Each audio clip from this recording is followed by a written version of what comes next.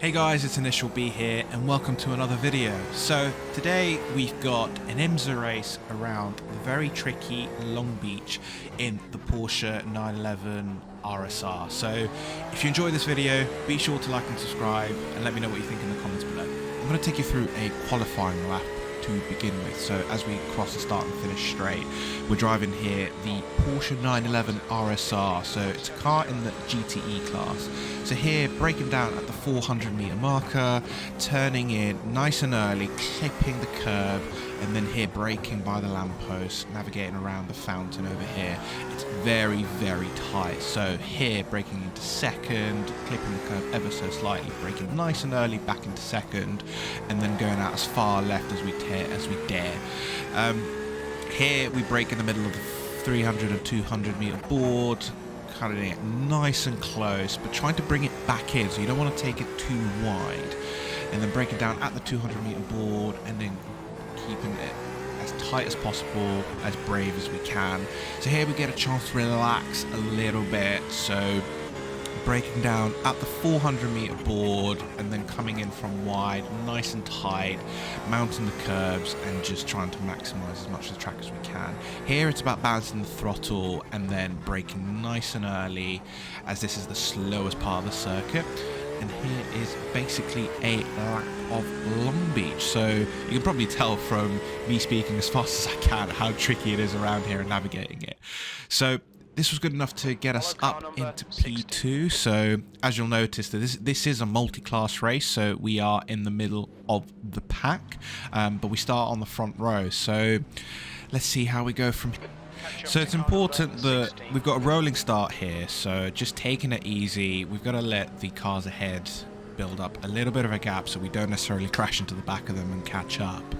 Now, there's a little bit of an unwritten rule here on iRacing that if you're doing it at Long Beach, you're basically going single file into this last corner here, as it is the tightest corner. You'll probably see in the replay around the back there that it's so easy to make a mistake that you could end up in the barrier. Now, the guy ahead, I was in a practice session with earlier, and I thought we were quite close on pace. I think I slightly edged him out, but there's always a little bit of hidden pace with people that you just never know how fast they truly are. So here is just trying to stay as close as I can and trying to really push him, trying to force him into an error, because as tight as the circuit is, it is very, very difficult to overtake. You don't really get a chance to here unless you're going down one of the short straights, as we say. It's also important to note here that the factor of dirty air, I mean, we're in GTE, so it's not as prominent as, let's say, in an open wheel F1 car, for example, but it can still take hold, so it's very easy for the car to effectively understeer, so you just don't have as much grip as you think you do. But again, it's important to try and keep close, not too close to the point where we end up in the back of the car ahead of us, but we can still try and mount a challenge. So it's also important here that the guy behind us is getting quite close and just making sure that we can back away from him as much as possible. Now, I started off as the second fastest car, I believe, on the grid, so the numbers next to the car number typically are associated with who has the highest skill rating or iRating in this race. So with respect to the GTE class, I was the second highest, and Carlos ahead of me was the third highest. The guy who was the highest, I think, didn't do as good of a job in quali and started from the back effectively. So we thought we'd capitalise that and see what we can do here. Now, as I mentioned at the start of the video, this is a multi-class race, so what we have here is effectively the LMP2 that I raced in my last video around the Hungaroring. We've got the GTE class, and this comprises of, specifically in this race, we've got the Porsche 911 RSR here, we've got pretty sure a Corvette C8 in this race. We might have a Ferrari or two, and then we've also got the BMW M8. But the other thing that we've got is a class slower than us, which is the GT3s, or in IMSA it's the GTD class, so Gran Turismo Daytona class. And there we've got a choice of three cars. We've got the Porsche 911 GT3R, we've got the Lamborghini Huracan GT3 Evo, and we've also got the unreleased as of yet, I mean we've not really seen it in any race apart from the Nürburgring, it's the brand new BMW M4 GT3, which I think is quite a fun car to drive, separate to this. So the Porsche 911 RSR is a bit of a beast to handle, and there's really a couple of reasons for this. So first off, we've got the trail braking. Effectively, you have to trail brake almost everywhere in the car. As you can see going around this corner, I never really get off the brake until I'm fully out of the corner, and that is purely because the engine is all the way at the back rather than the middle that you might see in the Corvette or the Ferrari. So the car has a tendency to effectively understeer into the corner, and you can't really get it round. The idea of getting a car around is you want the car to be pointing towards the front, and because the engine's all the way at the back, the balance, the weight gets all the way at the back. So even if you're braking and trying to turn, the car just wants to go shift to the back, and that will really lead to understeer. However, if you do get it right, in my opinion, it has the best handling of all GTE cars. So really, you have to be the master of GTE cars. And that is something that takes quite a bit of experience to do. I can't say I've fully got it, otherwise I think I'd be probably well ahead in this race at all.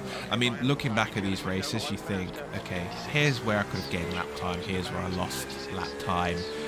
This is something that I could try and do better in the next race. But when you're in it, you almost forget about it. You think, I just want to drive, I just want to race. But I think in order to be successful here, you really have to try and push wherever possible. The second part is locking the brakes and spinning the car. Now, in order to drive this car really efficiently, you have to keep the brake balance towards the front. Again, it's counter-argumentative in a way, but because the engine's at the back, if you brake and the brake bias is all the way at the back, the car will just want to spin itself around. It's just not going to do you any good, effectively.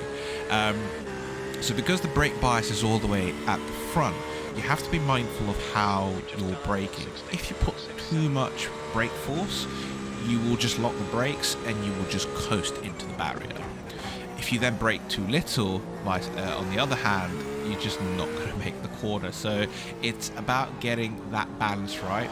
And the other thing to really make note with the GTE cars is there is no ABS, there's no anti-lock brake mechanism, in contrast with the GT3 cars, where they basically have both traction control and ABS. Now, GTE cars do have traction control, and so do the LMP2s, but I feel like you can throw this car a little bit more, and it really takes a lot more finesse to get it right. You almost want to drive it as if you don't want the traction control to kick in, or the ABS for that matter, but it does save you from time to time, and it really, especially when it comes to corner exit, depending on the settings that you've got, because there are moments in this video, and I will point them out, where it does get a little bit hairy. I'll also talk about a little bit how you can spot whether the traction control is activated and whether the brakes are locking as well. There are really clever ways that this car tells you on how to do that. Now, if we also take into account the stability as well in this car, so I mentioned that with the engine being at the back, it is perhaps not the most stable car at all. It probably is the most fun to drive out of the lot, and it does take quite a lot of effort to get this car driven in the right way. I think in terms of order of stability, you've got the Ferrari being the most stable and consistent throughout. Then you've got the Corvette, which is quite big. It's quite a chunky boy, and it does tend to understeer a lot. But it is, I would say, the most stable, one of the more stable cars of the lot. And then you've got the M8. Now, ironically, you would think that with the engine being in the front in the BMW M8, you would have quite a bit of stability, but it's not the case. It's got a very light rear end, in contrast to the Ferrari and the Corvette, which are both mid-engine cars. So if you try and put the throttle on, it will want to spin on you, but for corner ability, because the engine's at the front, it does mean you get significantly more understeer either way, which in then turn makes the car more stable. For me, getting the balance right between understeer and oversteer, I think it can be tricky. With understeer, you can manage it a little bit better. You just have to enter the corner a little bit slower than you think, and then just turn a little bit earlier to counteract that effect. With oversteer, it's tricky because without, for example, having a direct drive wheel, which I've got a belt-driven wheel, and it's perfectly fine for the job, it's really hard to then manage the oversteer. So when the car wants to get the back end out, and I think this is where iRacing struggles a little bit, is just having that seats of the pants effect, where you can really try and control how much you're oversteering, whereas here you're a little bit of a passenger, so it's ever so important to try and manage that as much as possible. But in terms of oversteer and understeer and the stability of the cars, now with the Porsche specifically, it does tend to do better at some tracks than others. Ironically, Daytona being a really low downforce track, you're going as fast as you want effectively on an oval. This car is significantly better than something like the M8, for example, and you'd think that would be a lot quicker down the straight. The Porsche is a little bit limited in terms of power, but it does make up for cornering ability. And the reason for that is purely because the Porsche just has significantly better acceleration out of the corners than some other cars. Now, you remember me mentioning that the BMW, for example, has a tendency, because it's got a very light rear, it does want to just send the wheel spinning. This wants to spend the wheel spinning as well, but it just has significantly better traction coming out the corner that you can just absolutely floor it and get on the throttle really early to maximise the effect. So, again, going back to the race here, you can see that I'm trying to keep pace with Carlos here, and there's times where I do catch up to him, and I'm also trying to keep Emirhan behind me, and it's just really tight to begin with for the first few laps. But we're also starting to catch the GT3s, and you'll notice on the bottom right that there's different colours depending on the class that you're in. So in iRacing, if you're in the top class, you typically have got a yellow number next to your name. If you are in the middle class, you've got a blue number, and then if you are in the slowest class, you've got a pinkish red colour, I would say. The other thing to also note is that if you are lapping a car, your name turns to blue, so you will likely get a blue flag. That won't change for your name, so let's say if you're getting lapped, you will just get a blue flag coming up, or you'll just get crew chief in your ear saying you've got a faster car coming to approach you, just take care. And the other thing to note here with iRacing is the blue flag system is not like how you see it in F1. It's got a blue flag with a yellow diagonal stripe going down the flag, and that effectively means that yes, there is a faster car approaching, but you effectively need to maintain your line. It is the faster car's responsibility to overtake you in a safe way, and that matter of topic is up for debate as to some of the moves that are made later down in this video. But for the moment, it's really, you don't really see it changing, you're just trying to keep close. But traffic does play a big part in this race. It could make or break you. I've done races here in the past where you might be coming up to a car lapping you, there might be a car coming out the pits, and if you're not careful, it could just be race over. You could just have a massive pile-up as well that you want to avoid, because again, the track here is so tight, you don't really have any runoff area. The only runoff area that you would say, quotation marks, is effectively down here in this corner. If you lose your brakes, you can actually go off and try and turn the car around. Again, same thing in this corner. It's really, most corners here are 90-degree angles, and it's so hard to try and get right. But effectively, this track is super fun to drive. You don't really get a moment to relax the same way that the Hungaroring, but I think these tracks make for the better racing, especially if you're not in a car that is as wide and takes up as much space. I think the issue that you have with things like F1 around Monaco is the cars are so wide, and then you see a mistake made by Carlos where he knocks up his brakes, and then I get really close to him. Now the draft effect here is working from about 0.7 seconds, but it's just not enough in these cars. They're very much on par, and you don't really see them in the same way that you would in the LMP2, where they're a little bit more aero dependent.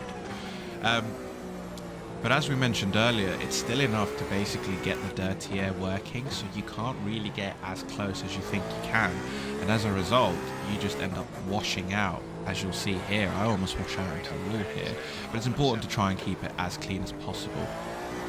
Now I want to take you back to the traction control point that I was mentioning, because this car has a very clever way of telling you when your traction control kicks in. So you will see just above the steering wheel that there are two sets of lights that just went yellow.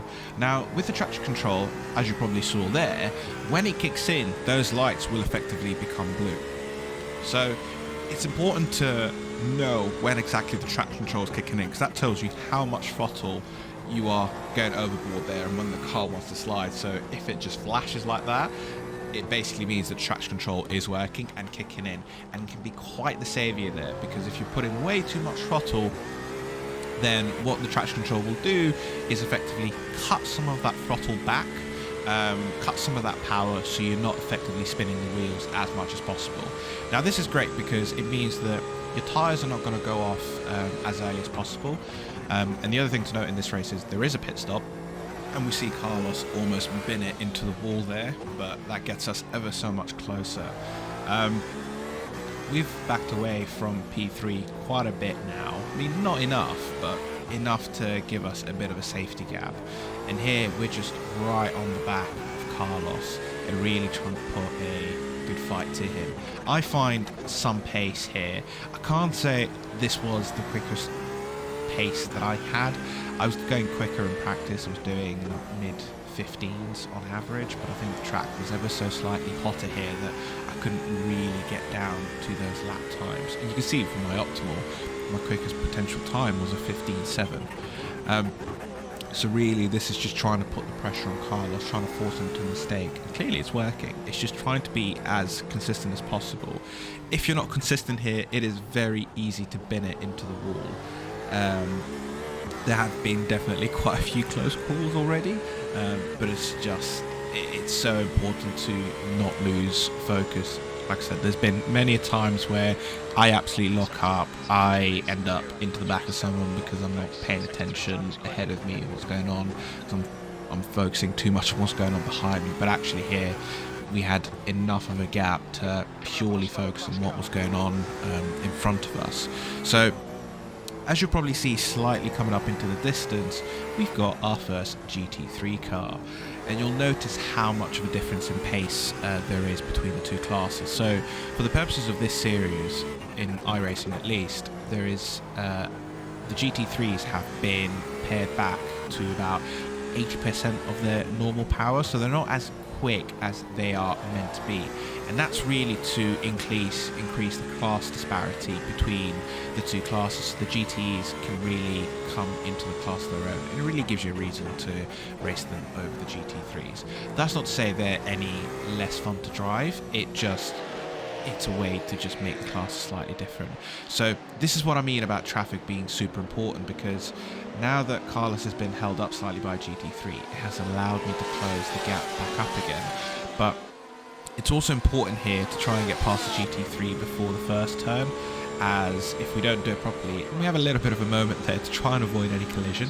If we don't get it right, then it puts us into a bad line for this corner. And this corner, as you'll probably see, the tyre barrier to begin with is slightly further into the track, so you don't have as much room as you think you do. But this is really where it starts, and someone's had a moment up ahead as the timing difference is coming down. They've probably had a little spin ahead, and you'll see a slight cloud of smoke when we go through. But this has also allowed car number 3 to also catch up to us a little bit, because the important thing is, as much as you're fighting for your own position within the class, it's very important to not take out cars in the other class. It's happened to me in the past where I've absolutely spun the car, tried to rejoin the track, and accidentally taken out an LMP2. And people can protest you for that. You can receive a warning. In some more extreme cases, you can get a temporary ban from the service, which is not someone wants to experience, considering the service is not cheap, but it is worth the money. So here it's just all about trying to navigate through the traffic in as quickly as possible, but also as cleanly as possible, because like I mentioned, you don't want to be responsible for any incidents caused. One other thing to note is, with the fact that this is a multi-class race, and it also means that the race is a little bit longer, you do come up with the opportunity to also lap cars in your own field, and that could be due to various number of reasons. One, I may make a little mistake there, as I try and let an LMP2 car. So, as much as I mentioned you can overtake cars in your own field, there is a good example of what to do in the context of letting other cars past, but also in a safe manner. Unfortunately, that LMP2 was a little bit too keen to get past sooner rather than later, which ruins my race slightly, but it's important to try and, like I mentioned, keep it as clean as possible, because you don't want to suffer through damage and then have to either spend time in the pits repairing the car, be taken out of the race, or just ending both of your races there. But equally, with the fact that an LMP2 here has overtaken us, it then creates more opportunity for traffic. As I was saying, you do get the opportunity to overtake cars within your own class. And I think in this case, either this individual had an incident right at the beginning of the race, or it's just a lack of pace, and that can happen. I've been in races where the strength of field is just significantly high, and I think the main reason here, as we can see from the person's rear wing, is that they've hit a barrier somewhere or come into contact with someone, so they've lost a little bit of their downforce, and the car then becomes a little bit more unstable. iRacing does a good job here, and as that person does a good job here, getting out of the way and just being respectful in modelling how damage works in this game. So 99% of the time, I would say. So if you hit the rear part of your car, there's a risk that you might end up with suspension damage, engine damage, depending on where the location of the engine is in the car. If you hit the front, you might not lose all of your speed, but you might struggle as you've lost a little bit of your downforce. So it's not like losing a front wing in a car, but because you've got bodywork damage, it just becomes a little bit more unstable to manage. But this is stuff that can be repaired as a result. I make the decision here, as I see an LMP2, to get out of the way, as we don't want to effectively ruin their race, and just trying to not lose too much time.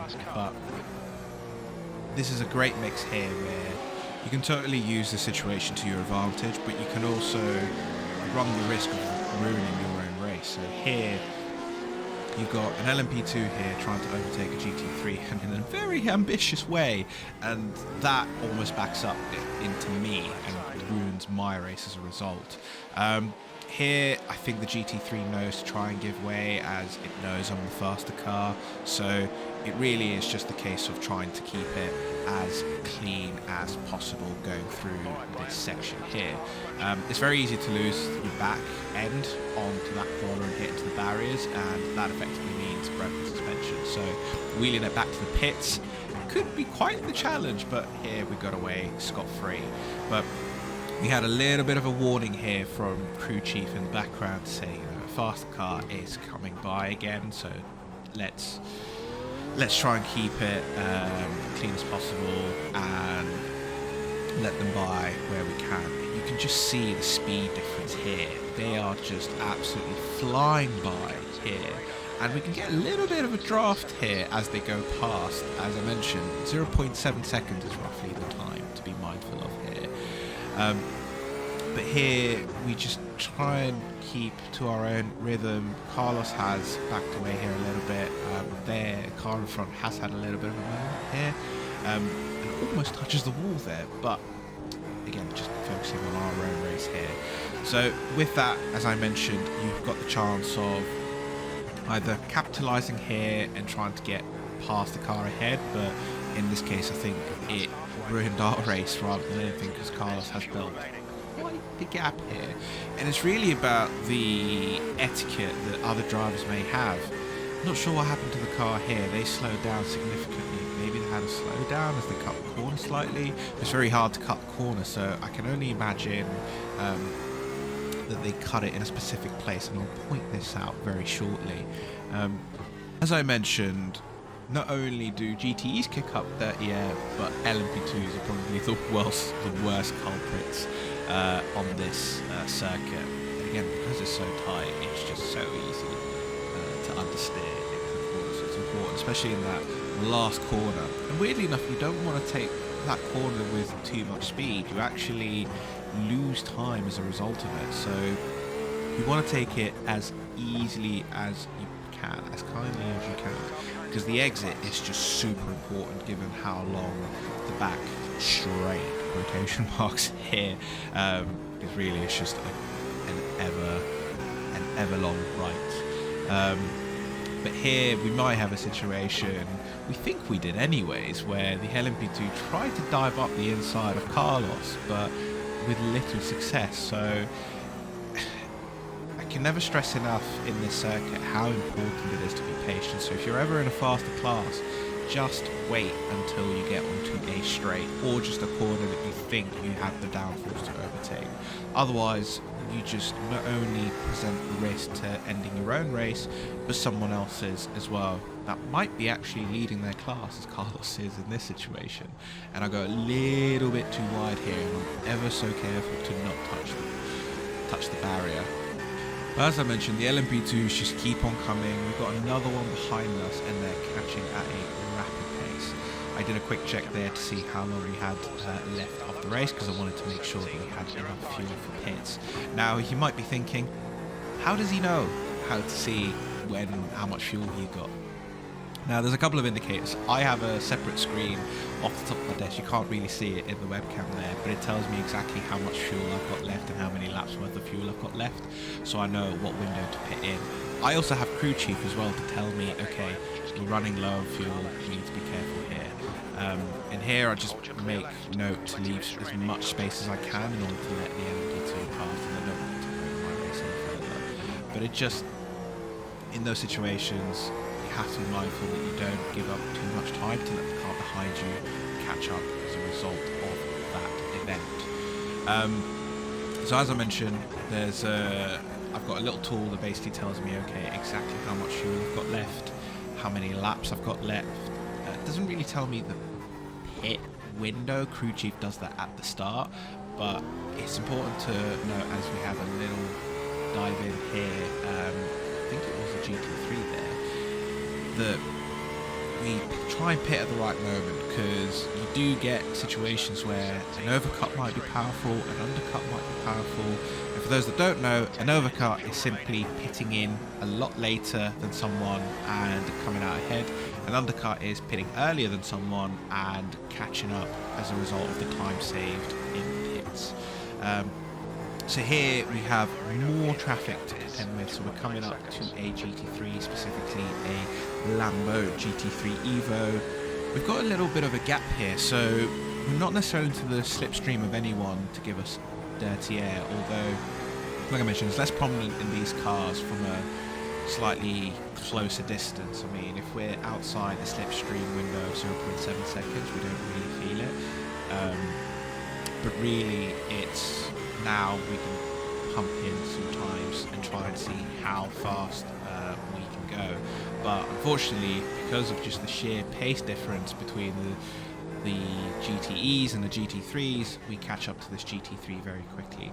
We've also got a back marker in the GTE class ahead in the Corvette. And again, I'm not sure what happened to this individual, but likely that they either had a collision at the very beginning, or they absolutely sent it into a corner, locked up, and got stuck over there, which here we just need to be very careful, because we can brake a little bit better than the GT3s, but it's important here to not end up in the back of the respective car, because not only that will cause damage to us, but it will cause damage to the car ahead, and potentially cause a pile-up. But here, the GTE goes slightly wide, hits into the barrier, so we get through them quite quickly. But we get stuck behind this GT3 for a little while. And that's because, as I mentioned, you need to find the opportunity to be able to make the move and do it cleanly as well, because you want to put them into the barrier. So here we get a much better exit. We go down to the right and dive, and bish bash bosh. It is a nice, clean job into the corner. But we keep it tight here. We don't go all the way to the left because we don't want to squeeze the GT3. We want to be respectful that they are also racing. They are also racing their respective class, and we don't want to end their race. Now here, I really should have listened to my own rules about trail braking. And that is because if I don't trail brake in that last corner, as I mentioned, the understeer kicks in and it's so easy to just end up in the barrier. So, as I mentioned slightly earlier, before I completely derailed, there's a couple of points where you can pick up slowdown penalties. One of them is this first corner here, that if you take it, not only do you launch your car, but you do get a slowdown penalty. And here we have a moment where a GT3 car, I think, has had an incident. This is another section here where you can get a slowdown penalty. And very kindly get out of the way for us to overtake. And that last corner there is a third potential opportunity for you to get a slowdown. Although as much as it gives you a slowdown, it could send your car absolutely flying, destabilize it, and you could spin out as a result. So it's almost not worth doing it whatsoever. Here, as much as you think you may get a slowdown penalty, it's actually part of the line to cut the track a little bit there and go on the inside of the curve. If you go around it, it actually slows your time down significantly and you don't get as clean of an exit as you think you might do. Here is another opportunity where you might get a slowdown if you cut the corner, and it's really in your best interest to not do that because the car will get destabilized from the right wheels being on the curves when actually you want the left wheels to be on the curbs to keep you going and keep it in a nice tight line. Another reason why this is one of my favourite cars to drive is purely the sound of this car. I mean, I'll take you through a lap where you guys just listen, just purely to the car.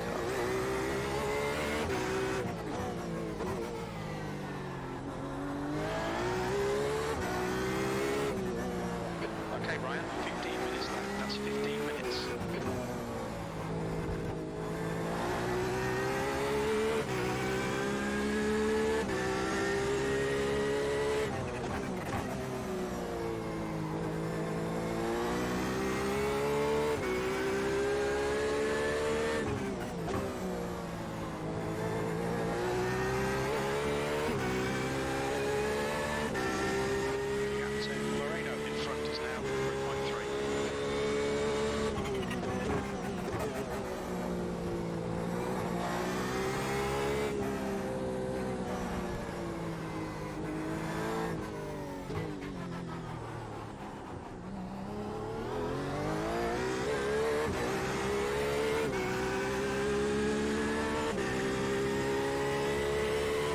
It just sounds amazing. I mean, I've seen these cars in my life a couple of times. One at the 6 Hours of Silverstone a few years back, as well as the 24 Hours of Le Mans, and oh my, it just, you know exactly when one of these is coming round, just purely from the sound that the exhaust just emits.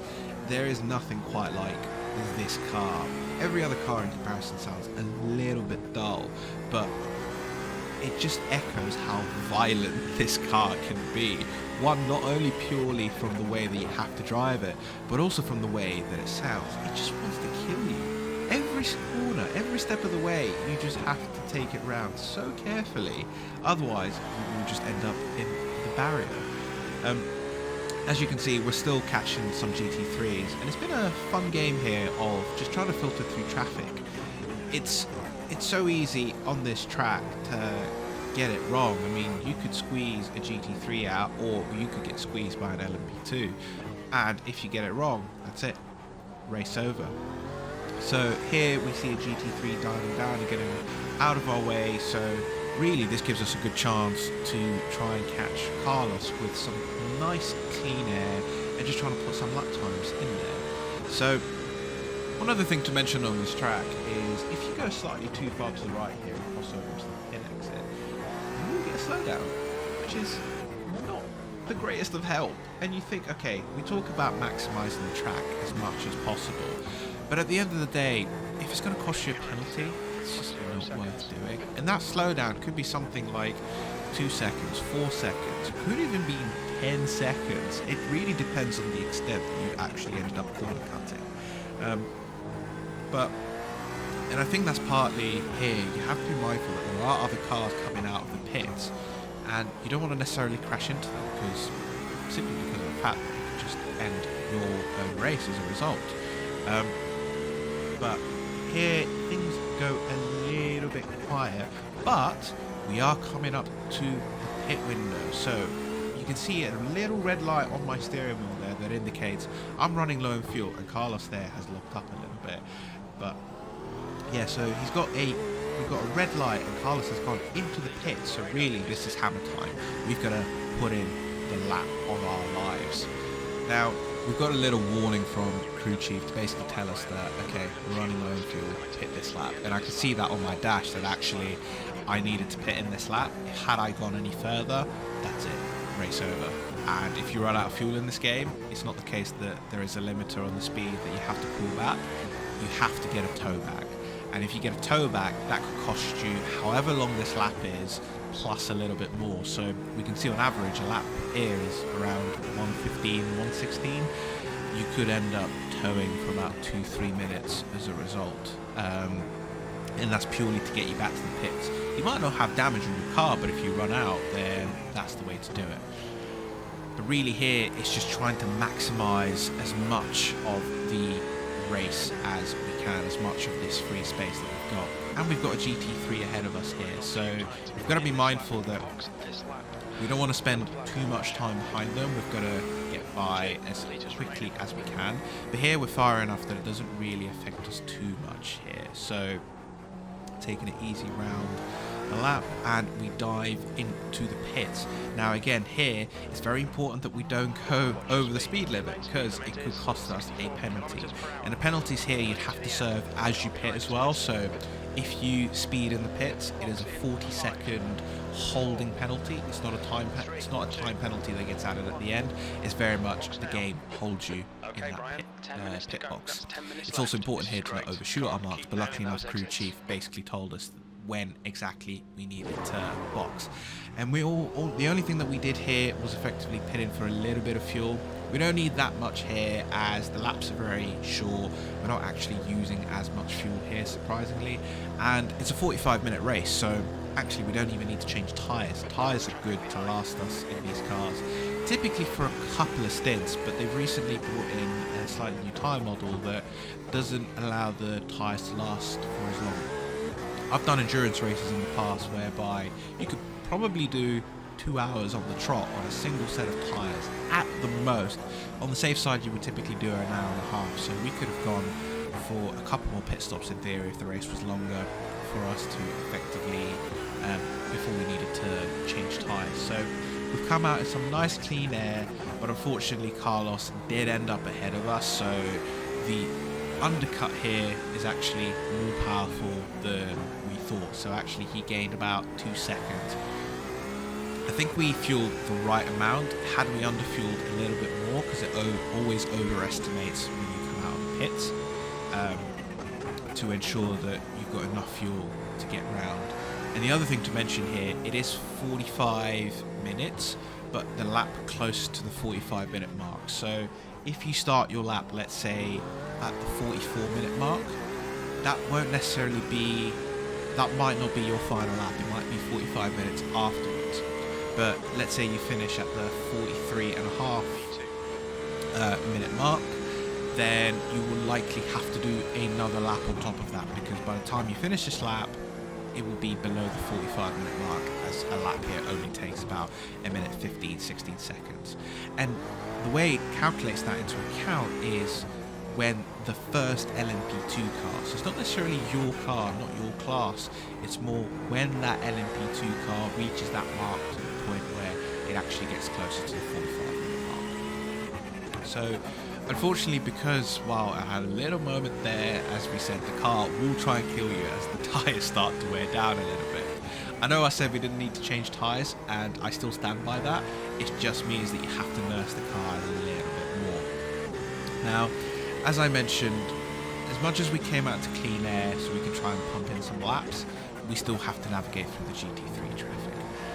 And it does get tricky, unfortunately. It's one of those situations where you think you can try and make up as much time as you can, but in reality, because you not only have to navigate GT3 cars, you might have to navigate some back markers or people that have not necessarily pitted and come out ahead of you still. It does slow you down, so it's just important to take caution, be patient. And as we can see here, we have an LMP2 car coming out of the pits, taking it easy. We've got a GT3 car in front, and unfortunately, this can only mean it gets a little bit closer. There's a little bit of contact there from the GT3 as well as he tries to squeeze me out. I give him a little flash to let him know that I'm there. Just be very mindful, as I am a faster car than you, so I'm trying to get by.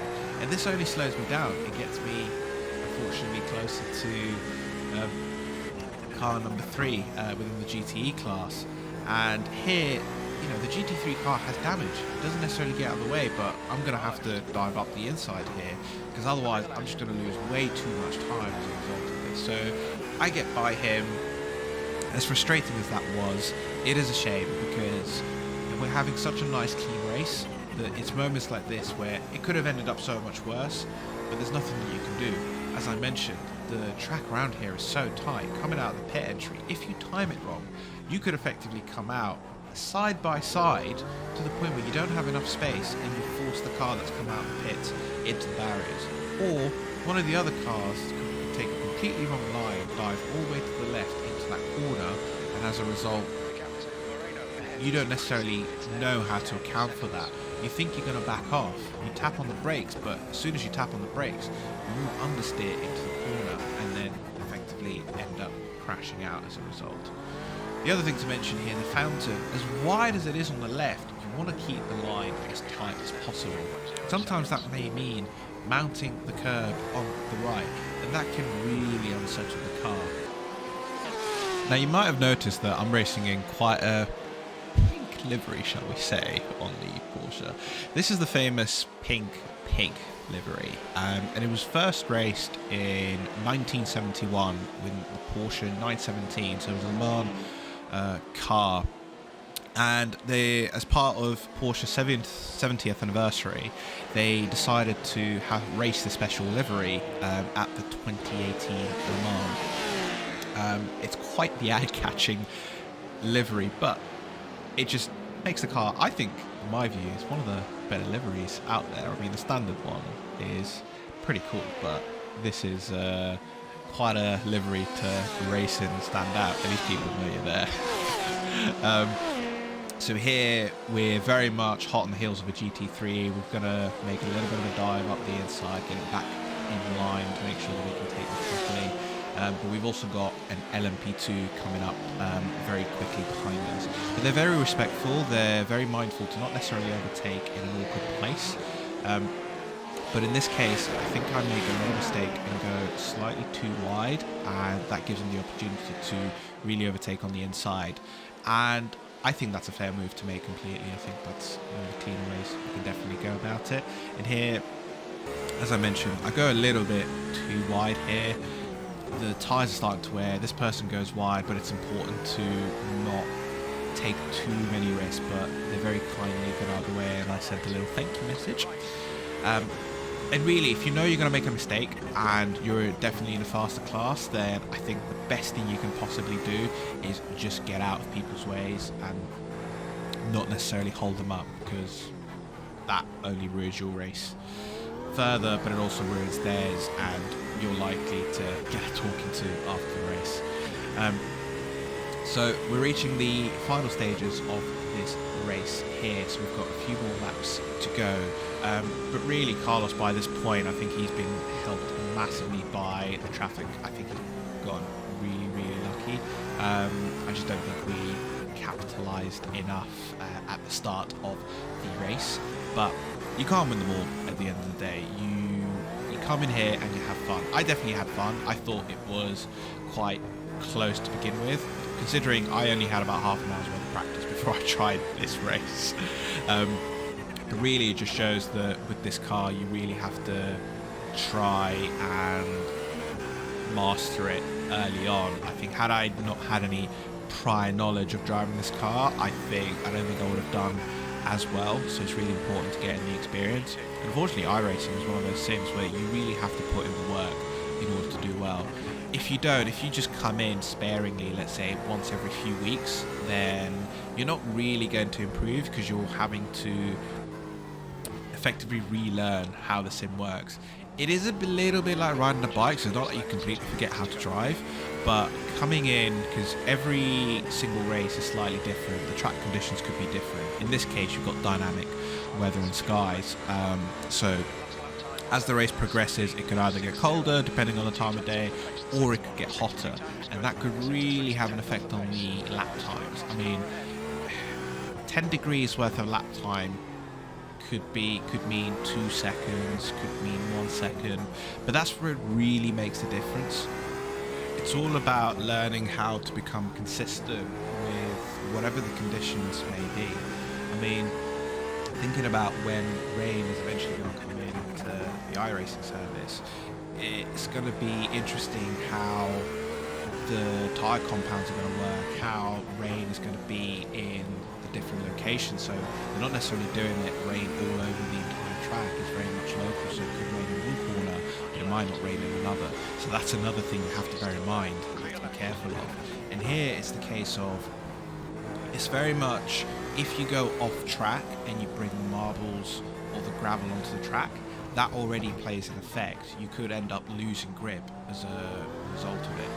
So as we come down this straight, we are approaching the final lap of the race. So at this stage, it's all about bringing it home. I mean, we've got a nice healthy gap to P3, so there's nothing to really worry about, and it's really about not making mistakes here. So taking it easy into the first corner, and I appreciate that as I start losing time on my relative here, as really I'm just trying to take it easy. I sort of conceded by this point that Carlos was the better man in this case, so hats off to him, but really it's just trying to make sure that I bring it in one piece and not end up having a crash really on the last lap, and just make sure that I don't have any weird moment where the car just ends up wanting to lose it.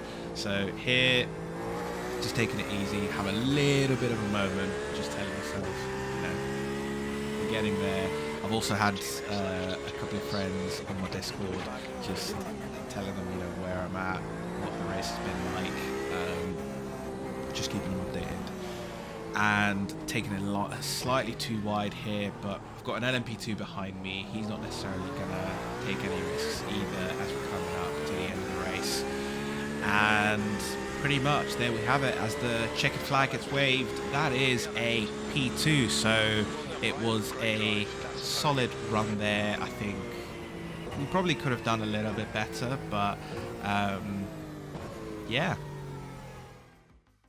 Multi-class racing is one of my favorite things to do on the iRacing service. Navigating through traffic can be a real challenge, especially in as tight of a circuit as Long Beach. With a P2 here, this is my personal best result, and I had a lot of fun getting there, but it really does show you what is potentially yet to come with the amount of progress that I've made for myself.